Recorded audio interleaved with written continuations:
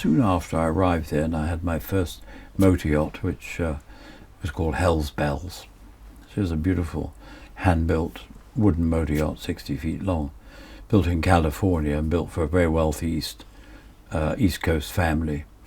And she had the name Hell's Bells because apparently his wife, or the husband, was always used to say to her, "Hell's Bells, Marjorie, we've got to move on. Hell's Bells is Hell's Bells," so they called her Hell's Bells. And I thought it was a nice name. When I bought her, she was called Baraka or something, so I gave her the original name. I thought it was a nice name, and she's still named that today. In fact, she's in Slovenia now, or Croatia, I believe.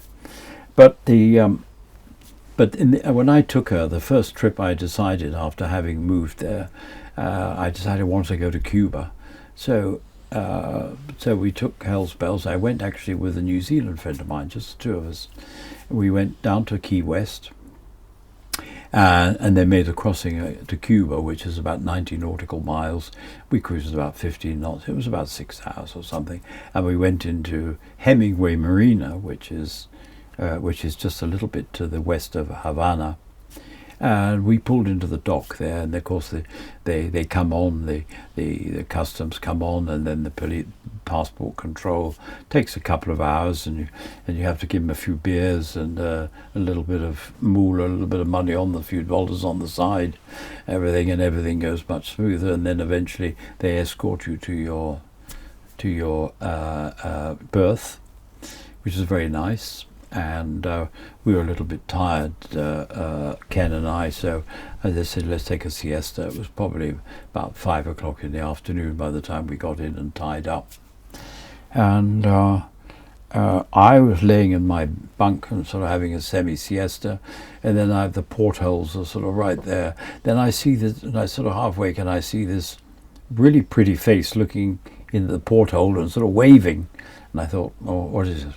Customs or what is it? So up I jump, go out and see, and there's these two really pretty girls, probably about 20, 21, standing outside, and they say, "You like some lobster?" Lobster? Excuse me, what's going on? Lobster?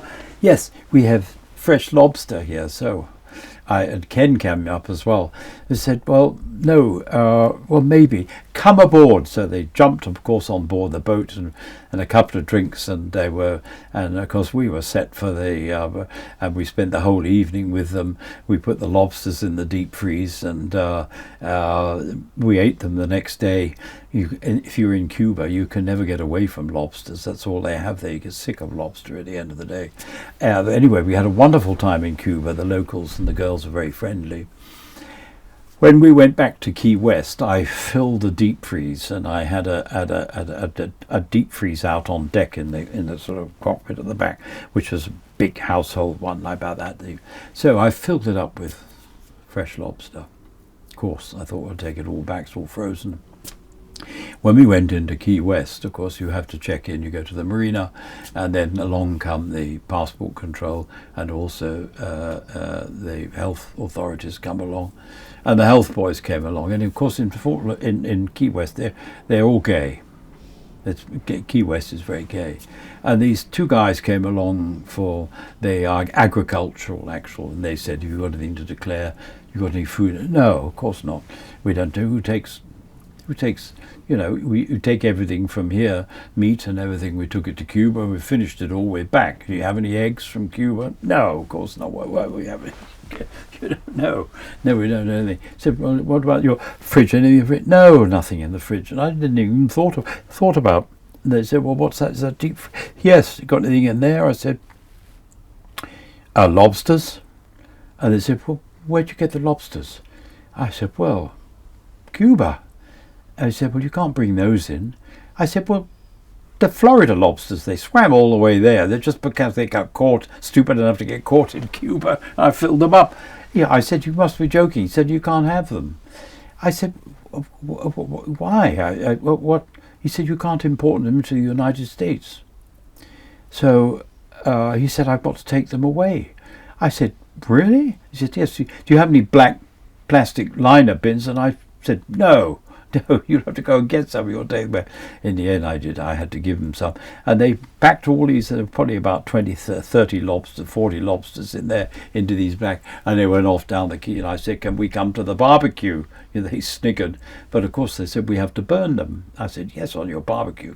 Couldn't help saying that, could I? So that was my first trip to Cuba. One of many, many trips I made to Cuba, and I had some great times over there as well. They have the wonderful in Havana. Of course, they've got the great show, the Copacabana there.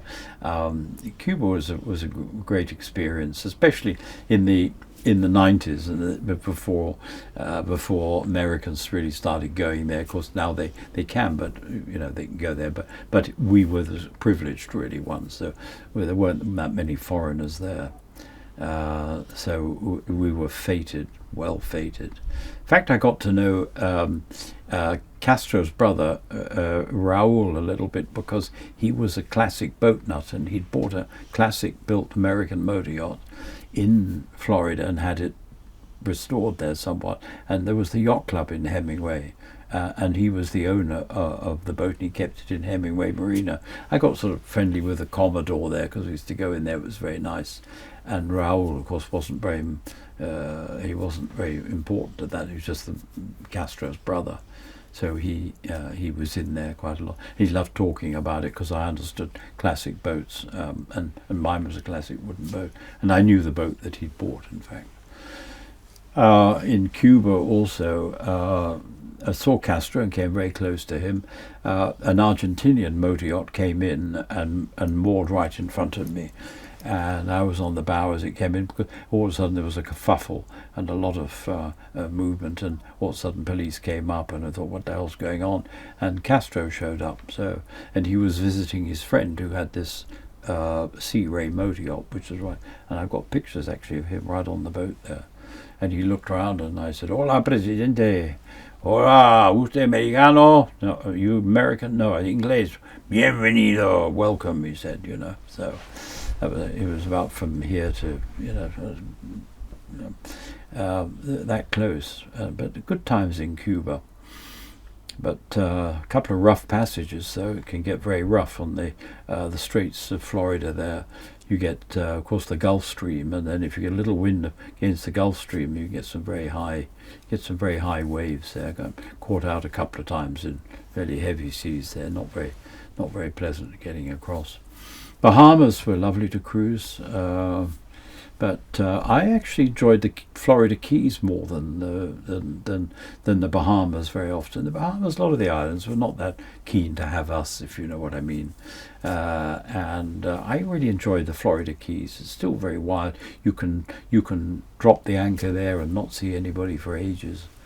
Life down there was very laid back. You get away from Miami, and life changes. But I enjoyed the Hispanic side of Miami because I speak more or less fluent Spanish. So it was nice to be able to spend time in Miami amongst the Spanish population. You get a kind of a different slant on it. And Miami is an exciting city. Fort Lauderdale, where I was based, more preppy, upcoming, younger people, very but now it's all changed a lot. The whole of Texas, half of California, and the whole of New York have moved to South Florida, and it's become, the traffic there is terrible. Can't get into the restaurants anymore. It's really, I think, the best days are behind. I mean, but what are the parties that I used to go to? I had this older guy who actually had called a mattress giant shops. He had about 780 outlets, mattresses in America, hugely rich. He built this 45 million pound house on the Intracoastal, which is like the Intracoastal waterway is like a kind of a canal just inland from the sea. It's like a river, if you like. And built this amazing place. He'd married this. He was in. His wife had died in hospital, and this Oxford-born nurse was looking after her, and the old boy decided to grab her after his wife died, and so she got to marry him. and they just liked to hold parties. They had the whole house built around, and about a dozen bedrooms at a lower level, all en suite, because the idea was to entertain people and have everybody stay overnight. The old boy really wanted to. It was very keen. He was really a horny old boy, and he wanted to be in the swinging scene, and his wife actually was quite happy about that. So they designed the whole house around that. So they kept inviting people and wanted good-looking people only, and people who were a little bit crazy. Parties every second Saturday night. You get about 30 people. And the whole dinner was catered. I mean, the most magnificent food. I mean, this is a big place, if you could imagine. I mean, we drank Dom Perignon. That's all champagne you could get. There was even caviar there. The Americans mostly didn't understand caviar much, but I sure did. So I used to have and the food was fantastic. We used to drink Super Tuscans, $600-700 a bottle, bottles of wine. Didn't matter how much we drank, and the parties, and they used to go on, and the straighter people would tend to leave at a normal time because there were a lot of well-known people, wealthy people around, and then there were the leftovers, sort of, that would probably stay the night. But those parties went on for years. And the amount of money that they spent on those, many pictures. In fact, he had a birthday party there. I won't mention names. Had a birthday party there, and flew Andrea Bocelli in just to sing for us.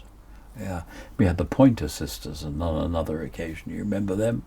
Just for us, for about 100 people. This was Florida life.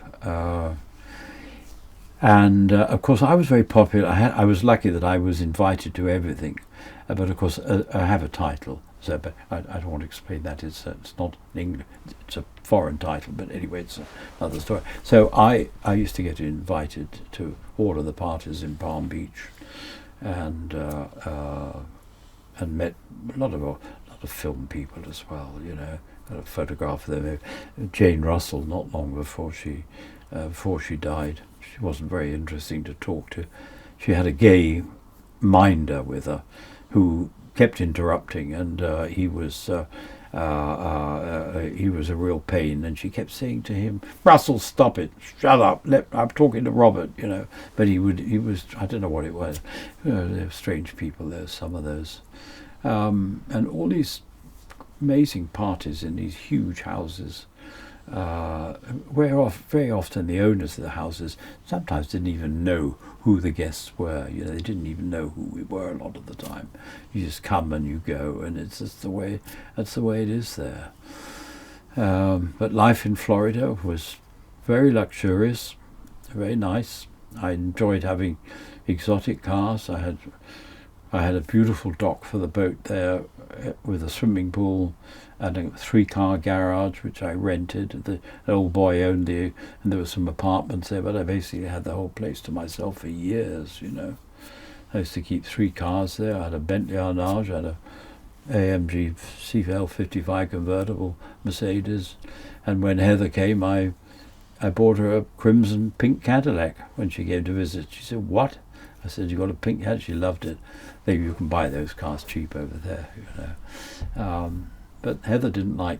She didn't really like Florida. It was too flashy. She's very the quintessential English lady and likes, I think, muddy fields and things. But it was never for me. We're poles apart that way.